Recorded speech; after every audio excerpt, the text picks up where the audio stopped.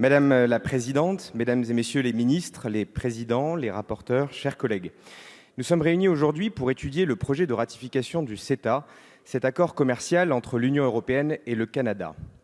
Le Canada, ce n'est pas n'importe quel pays. C'est un pays francophone avec lequel nous entretenons depuis longtemps des relations étroites, fondées sur une histoire commune, des combats menés ensemble. On pourrait presque dire que nous sommes cousins. D'ailleurs, un récent sondage nous indique que 3 Français sur 4 pensent que le Canada est un partenaire de confiance et sont favorables à l'augmentation des échanges commerciaux entre la France et le Canada. Disons-le clairement, si nous sommes incapables de signer un accord commercial avec le Canada, avec quel pays au monde serions-nous capables de le faire? Alors, qu'est-ce que le CETA? Qu'est-ce qui se cache derrière ces 4 lettres? C'est un accord qui permet de faciliter les échanges commerciaux entre l'Union européenne et le Canada. C'est un accord qui est déjà en vigueur, effectif depuis septembre 2017 et dont nous constatons collectivement déjà les effets bénéfiques. Plus 16% pour la cosmétique, plus 13% pour les machines-outils, plus 7% pour les produits pharmaceutiques, mais aussi plus 8% pour l'agroalimentaire, plus 19% pour les fromages français. L'agriculture dans sa globalité est donc gagnante. Je pourrais continuer à vous lister des chiffres positifs, mais je vais plutôt mentionner quelques cas concrets, humains, que le CETA a permis de faire émerger. C'est l'histoire de Jean-Charles Arnaud, qui peut vendre plus de fromage aux Canadiens, protéger ses AOP et lutter contre la contrefaçon grâce au CETA. C'est l'histoire de Maritsou Amestreuil, qui a multiplié sa production de piment d'Espelette grâce au CETA. C'est l'histoire de Thomas de Richebourg, qui exporte ses solutions de recyclage au Canada grâce au CETA. Des histoires comme celle de Jean-Charles, Maritsou, Thomas, il y en a des centaines. Ils emploient des milliers de Français qui sont fiers que leurs produits made in France séduisent les consommateurs à travers le monde. Ils véhiculent l'espoir d'une France optimiste et conquérante. Ils attendent des politiques qui les encouragent, qui les soutiennent, loin des vieux discours déclinistes qui préfèrent voir le monde comme un redoutable danger plutôt qu'une gigantesque opportunité. Alors bien sûr, j'entends les critiques. Elles sont souvent infondées.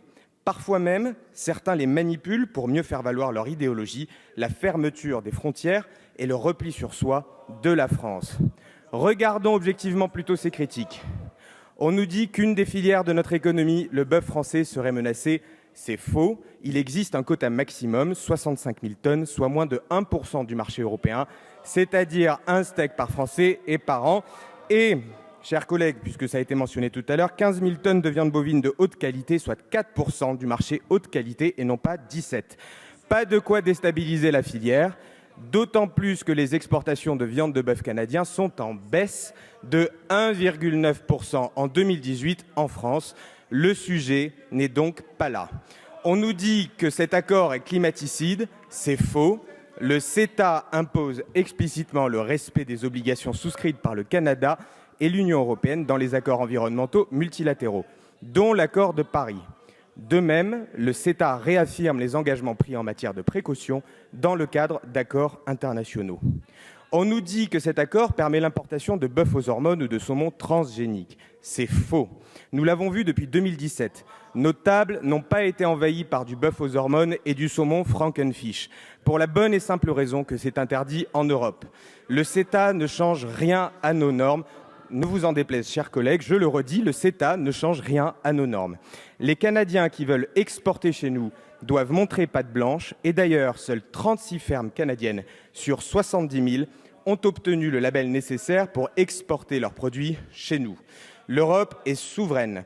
Elle décide de ce qui est autorisé ou interdit. Elle définit son cahier des charges et ceux qui, où qu'ils soient dans le monde, veulent venir sur notre marché ont l'obligation de s'y conformer.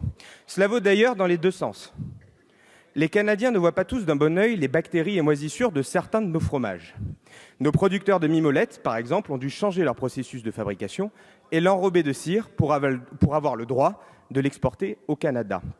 Oui, il faut mettre en place des protocoles de contrôle toujours plus performants, lutter contre la fraude, sanctionner des fraudeurs, mais non, on ne peut pas jouer à faire peur aux Français sur la base de fausses informations. Chers collègues, sur les normes, un peu d'humilité. Comme le dit le proverbe québécois, ce n'est pas en noircissant les autres qu'on se blanchit. Les lasagnes frauduleuses à la viande de cheval, elles ne venaient pas du Canada, elles étaient bien de chez nous, en Europe. Alors oui, le CETA est un accord gagnant. Oui, nous le ratifierons dans le respect de l'environnement et du climat. Et notre longue amitié entre Français et Canadiens en sortira renforcée. Je vous remercie. Merci.